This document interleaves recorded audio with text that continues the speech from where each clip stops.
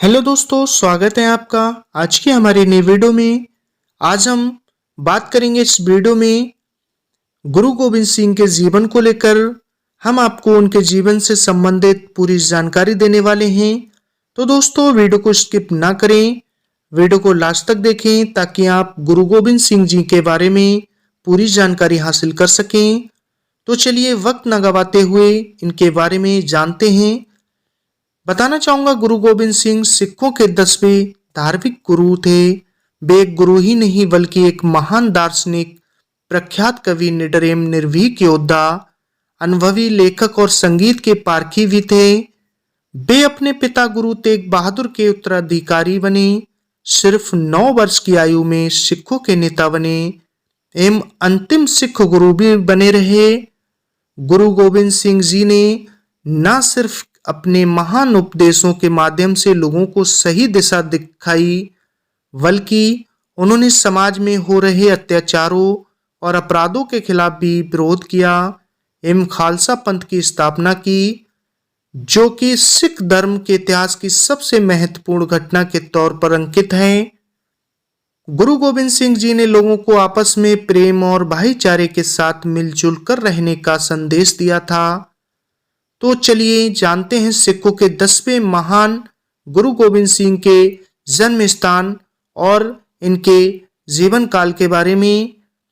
गुरु गोविंद सिंह जी के जन्म को लेकर विद्वानों के अलग अलग मत हैं, लेकिन ज्यादातर विद्वानों का मानना है कि इनका जन्म 5 जनवरी सन 1666 को पटना साहिब, बिहार में हुआ था। वे 9वें सिख गुरु गुरु तेग बहादुर सिंह और गुजरी देवी के इकलौते बेटे थे, जिन्हें बचपन में सब उन्हें गोविंद राय के नाम से पुकारते थे। करीब 4 साल तक वे पटना में ही रहे। वहीं उनका जन्म स्थान आज तख्त श्री पटना हरिमंदिर साहिब के नाम से मशहूर है। इसके बाद 4 साल की उम्र में वे अपने परिवार के साथ पंजाब में लौट आए और फिर वो जब 6 साल के हुए तब हिमालय के शिवालिक घाटी में स्थित चक नानकी में रहने लगे। आपको बता दें कि चक नानकी की स्थापना उनके पिता एवं 9वें सिख गुरु गुरु तेग बहादुर सिंह ने की थी, जो कि आज आनंदपुर साहिब के नाम से जानी जाता है। गुरु गोविंद सिंह जी ने इस स्थान पर अपनी प्राथमिक शिक्षा लेने के साथ एक महान योद्धा बनने के लिए अस्त्र शस्त्र चलाने की विद्या, लड़ने की कला, तीरंदाजी करना एवं मार्शल आर्ट्स की अनूठी कला सीखी। इसके अलावा पंजाबी, ब्रज, मुगल एवं फारसी संस्कृत भाषाओं का ज्ञान प्राप्त किया और बरश्री भगवती जी की महाकाव्य रचना की। गुरु गोविंद सिंह जी का सिखों के 10वें गुरु के रूप में बनना, तो आपको बताना चाहूंगा कि विद्वानों की माने तो गुरु गोविंद सिंह जी के पिता एवं 9वें सिख गुरु गुरु तेग बहादुर सिंह ने कश्मीरी पंडितों का धर्म परिवर्तित कर मुस्लिम बनाए जाने के खिलाफ खुलकर विरोध किया एवं खुद भी इस्लाम धर्म कबूल करने से मना कर दिया था। जिसके बाद भारतीय इतिहास के मुगल शासक औरंगजेब ने 11 नवंबर सन 1675 को भारत की राजधानी दिल्ली के चांदनी चौक इलाके में गुरु तेग बहादुर सिंह का सिर कटवा दिया था। फिर 29 मार्च 1676 को महज 9 साल की छोटी सी उम्र में गुरु गोविंद सिंह जी को औपचारिक रूप से सिखों का 10वां गुरु बनाया गया था। गुरु गोविंद सिंह जी का विवाह, तो इनके विवाह के बारे में आपको बताना चाहूंगा कि 10वें सिख गुरु गुरु गोविंद सिंह जी की 3 शादियां हुई थी। उनका पहला विवाह आनंदपुर के पास स्थित बसंतगढ़ में रहने वाले कन्या जीतों के साथ हुआ था। इन दोनों की शादी के बाद जोरावर सिंह, फतेह सिंह और जुझार सिंह नाम की 3 संतान पैदा हुई थी। इसके बाद माता सुंदरी से उनकी दूसरी शादी हुई थी और शादी के बाद इनसे उन्हें अजीत सिंह नाम के पुत्र की प्राप्ति हुई थी। फिर गुरु गोविंद सिंह जी ने माता साहिब से तीसरी शादी की थी, लेकिन इस शादी से उन्हें कोई भी संतान प्राप्त नहीं हुई थी। वहीं बात करेंगे खालसा पंथ की स्थापना को लेकर, तो अत्याचार और अन्याय के खिलाफ अपनी आवाज उठाने एवं मानवता की गरिमा की रक्षा के लिए समर्पित महान योद्धाओं की मजबूत सेना बनाने को ध्यान में रखते हुए बैसाखी के दिन साल 1699 में खालसा पंथ की स्थापना की गई। आपको बता दें कि खालसा सिख धर्म के विधिवत दीक्षा प्राप्त अनुयायियों का एक सामूहिक रूप है। गुरु गोविंद जी ने बैसाखी के दिन अपने सभी अनुयायियों को आनंदपुर में इकट्ठा किया और पानी और पातसा पंजाबी मिठास का मिश्रण बनाया और इस मीठे पानी को अमृत कहा।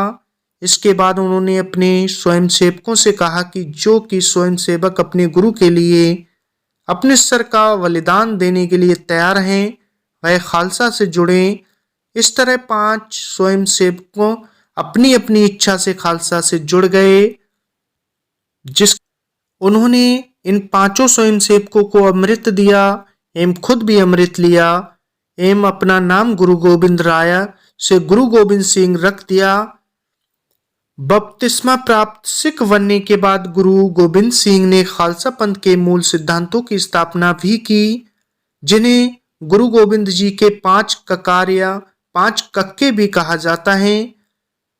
बपतिस्मा वाले खालसा सिखों 5 प्रतीक इस प्रकार हैं जो मैं आपको बताने वाला हूं। अगर आप ना जानते हो तो आपके लिए जानकारी बहुत ही अच्छी होगी। सबसे पहला होता है कंघा, एक लकड़ी की कंघी जो कि साफ सफाई एवं स्वच्छता का प्रतीक मानी जाती है। कारा, हाथ में एक धातु का कंगन पहनना जरूरी था। कचेरा, कपास का कच्चा अर्थात घुटने तक आने वाले अंतर वस्त्र। केस, जिसे सभी गुरु और ऋषि मुनि धारण करते आए हैं, अर्थात बपतिस्मा वाले सच्चे सिखों को कभी अपने सिर के बाल नहीं काटने चाहिए। कृपाण, एक कटी हुई घुमावदार तलवार। वहीं गुरु गोविंद सिंह जी ने एक खालसा बाणी भी दी थी जो मैं आपको बताता चलूं। वो बाणी कुछ इस प्रकार थी, वाहे गुरु जी द खालसा, वाहे गुरु जी दी फतेह। गुरु गोविंद सिंह जी के कुछ प्रमुख काम भी हैं जिनके बारे में भी आपको बताता चलूं। गुरु गोविंद सिंह जी ने ही सिखों के नाम के आगे सिंह लगाने की परंपरा शुरू की थी, जो आज भी सिख धर्म के लोगों द्वारा चलाई जा रही है।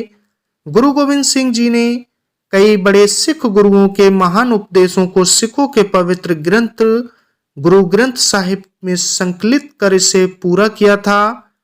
वाहे गुरु गोविंद सिंह जी ने ही गुरुओं के उत्तराधिकारियों की परंपरा को खत्म किया।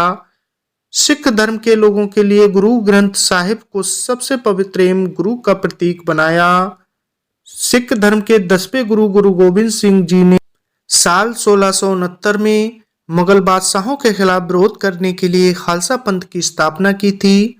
सिख साहित्य में गुरु गोविंद जी के महान विचारों द्वारा की गई चंडी दीवार नामक साहित्य की रचना खास महत्व रखती है। सिखों के 10वें गुरु गुरु गोविंद सिंह साहिब ने ही युद्ध में हमेशा तैयार रहने के लिए 5 ककार या 5 कक्के को सिखों के लिए जरूरी बताया। इसमें केस, बाल, कच्चा कड़ा, कंगा, कृपाण आदि शामिल हैं। वहीं बताता चलूं आपको कि गुरु गोविंद सिंह द्वारा लड़े गए कुछ युद्ध जो आप ना जानते हो कि किन किन युद्धों को लड़ा था गुरु गोविंद सिंह जी ने। सिखों के 10वें गुरु गोविंद सिंह जी ने अपने सिख अनुयायियों के साथ मुगलों के खिलाफ कई बड़ी लड़ाइयां लड़ी। इतिहासकारों की माने तो गोविंद सिंह जी ने अपने जीवन में 14 युद्ध किए। इस दौरान उन्हें अपने परिवार के सदस्यों के साथ कुछ बहादुर सिख सैनिकों को भी खोना पड़ा, लेकिन गुरु गोविंद सिंह जी ने बिना रुके बहादुरी के साथ अपनी लड़ाई जारी रखी। गुरु गोविंद सिंह जी द्वारा लड़ी गई लड़ाइयां कुछ प्रमुख हैं जिनके बारे में आपको बताना चाहूंगा। भंगानी का युद्ध 1688, नंदौन का युद्ध 1691, गुलेर का युद्ध 1696, आनंदपुर का पहला युद्ध 1700, निर्मोहगढ़ का युद्ध सन 1702, बसोली का युद्ध सन 1702, चमकौर का युद्ध सन 1704, आनंदपुर का युद्ध सन 1704, सरसा का युद्ध सन 1704, मुकत्तसर का युद्ध सन 1705।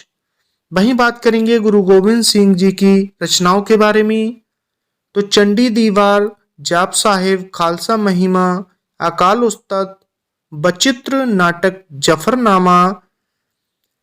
मुगल बादशाह औरंगजेब की मृत्यु के बाद उसके बेटे बहादुर शाह को उत्तराधिकारी बनाया गया। बहादुर शाह को बादशाह बनने में गुरु गोविंद जी ने मदद की थी। इसकी वजह से बहादुर शाह और गुरु गोविंद जी के बीच काफी अच्छे संबंध बन गए थे। वहीं सरहद के नवाब वजीद खान को गुरु गोविंद सिंह और बहादुर शाह की दोस्ती बिल्कुल पसंद नहीं थी, इसलिए उसने अपने 2 पठानों से गुरु गोविंद सिंह जी की हत्या की साजिश रखी और फिर 7 अक्टूबर सन 1708 में महाराष्ट्र के नांदेड़ साहिब में गुरु गोविंद सिंह जी ने अपनी आखिरी सांस ली। गुरु गोविंद सिंह जी ने न सिर्फ अपने जीवन में लोगों को गरीबों की मदद करना सिखाया, बल्कि जीवों पर दया करना, प्रेम भाईचारे से रहने का उपदेश दिया। बल्कि समाज और गरीब वर्ग के उत्थान के लिए कई काम किए एवं अत्याचार के खिलाफ लड़ाई की। आज भी उनके अनुयायी उनके उपदेशों का अनुसरण करते हैं और उनके हृदय में अपने गुरु जी के प्रति अपार प्रेम और सम्मान रखते हैं। तो दोस्तों, बताना चाहूंगा आपको कैसी लगी मेरे द्वारा दी गई जानकारी गुरु गोविंद सिंह के जीवन से संबंधित। हमें कमेंट्स बॉक्स में अपनी राय जरूर साझा करें और दोस्तों चैनल को सब्सक्राइब कर लें। मैं आपके लिए एक से एक बेहतर स्टोरी लाता रहूंगा। मिलते हैं फिर नेक्स्ट वीडियो में नेक्स्ट स्टोरी के साथ। आपने अपना कीमती वक्त दिया, तब तक के लिए धन्यवाद।